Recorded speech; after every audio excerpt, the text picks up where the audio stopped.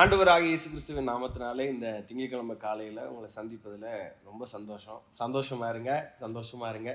மறுபடியும் உங்களுக்கு சொல்கிறேன், சந்தோஷமாக இருப்பது தான் நம்முடைய பலன்.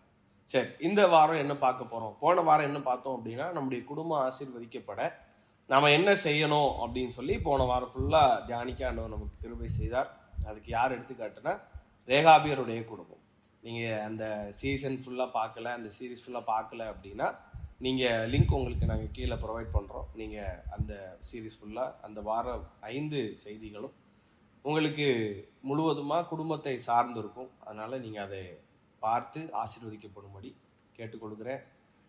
தேவ பிள்ளைகளே, உங்களுக்கு இந்த ஷோ பிரயோஜனமாக இருக்கும் அப்படின்னு சொன்னால் லைக் பண்ணுங்கள், ஷேர் பண்ணுங்கள், சப்ஸ்கிரைப் பண்ணுங்கள். எல்லா யூடியூபரும் கேட்குற மாதிரி நாங்களும் கேட்குறோம்.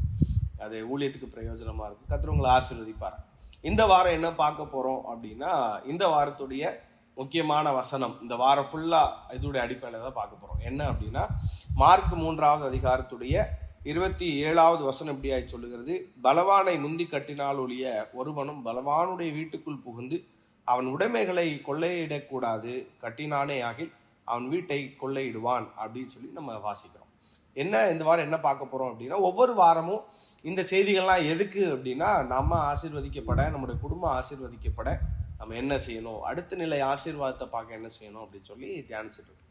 அதனுடைய அடிப்படையில் இந்த வாரம் என்ன தியானிக்கிறோம் அப்படின்னா, பலவானை முந்தி கட்டிடணும். இப்போ நான் ஆசீர்வதிக்கப்படணும்னா இந்த உலகத்தில் இருக்கிற பலவானை முந்தி கட்டணும். பைபிள் என்ன சொல்லுதுன்னா, இந்த உலகம் யாருக்குள்ள இருக்குது அப்படின்னா பொல்லாங்கனுக்குள்ளே இருக்குது. பொல்லாங்கன் யாருன்னா அந்தகார லோகாதிபதி. இப்போ இந்த அந்தகார லோகாதிபதியை நான் என்ன செய்யணும் அப்படின்னா முந்தி கட்டிட்டேன்னா இந்த உலக ஆசீர்வாதம் எனக்கு.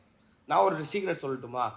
அதாவது, ஆண்டவர் உண்மையாக நேசிக்கிற குடும்பத்துக்கு இந்த சத்ருவானவன், இந்த அந்தகார லோகாதிபதி, இந்த பொருளாங்க என்ன செய்ய மாட்டான் அப்படின்னா, எடுத்த உடனே ஆசீர்வாதத்தை கொண்டு கொடுக்க மாட்டான். அதான் ஆண்டவர்கிட்டே சொன்னான் இல்லையா, நீர் என்னை விழுந்து பணிந்து கொண்டா நான் என்ன செய்வேன், இந்த மகிமையெல்லாம் உமக்கு தருவேன், இந்த ஆசீர்வாதங்கள்லாம் உமக்கு தருவேன், ஐஸ்வர்யத்தை தருவேன்னு சொன்னான். அப்போ அவனை வணங்குறவங்களுக்கு கொடுப்பானே தவிர ஆண்டவரை நேசிக்கிற குடும்பத்துக்கு லேசாக ஈஸியாக கிடைக்காது.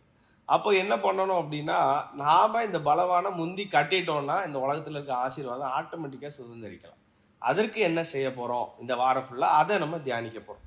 இந்த திங்கட்கிழமை காலையில் நம்ம என்ன பார்க்க போகிறோம் அப்படின்னா, கொலோசையரில் அழகாக ஒரு வசனம் சொல்லியிருக்கு. 2வது அதிகாரத்துடைய 15வது வசனம் இப்படியா சொல்லுது: துரைத்தனங்களையும் அதிகாரங்களை உரிந்து கொண்டு வெளியரங்கமான கோலமாக்கி அவைகளின் மேல் சிலுவையிலே இயேசு என்ன செய்தாராம், வெற்றி சிறந்தார். அப்போது என்ன செய்யணும் அப்படின்னா, நம்முடைய வாழ்க்கை ஆசீர்வதிக்கப்படணும். நம்முடைய தனிப்பட்ட வாழ்க்கை, குடும்ப வாழ்க்கை, வேலை ஸ்தலம், நம்ம கைட்டு செய்கிற காரியம், அது பிஸ்னஸாக இருக்கலாம், ஏதோ ஒரு காரியம், எல்லாமே நம்ம ஆசீர்வதிக்கப்படணும், ப்ளஸ் பண்ணணும் தானே பிரயாசப்படணும்.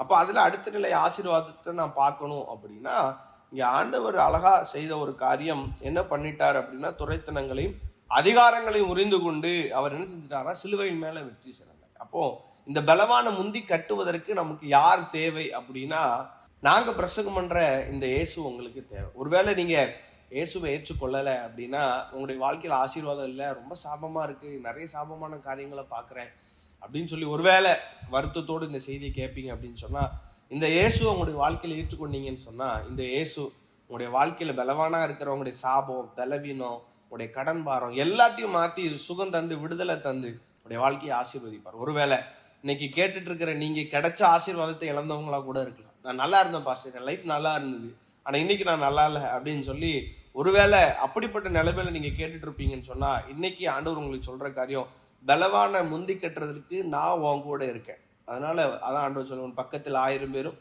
உன் வலதுபுறத்தில் 10,000 பேர் விழுந்தாலும் அது உன்னை அணுகாது, உன் கண்களால் மாத்திரம் நீ அதை பார்த்து துன்மார்க்கருக்கு வரும் பலனை காண்பாய். அதுதாங்க நம்ம ஏசப்பா.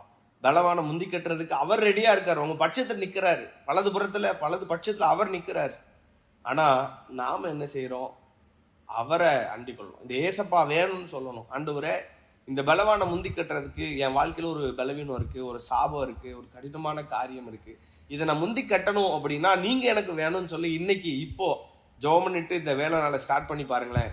கர்த்தர் உங்களை கடுமையாக ஆசீர்வதிப்பார். God bless you.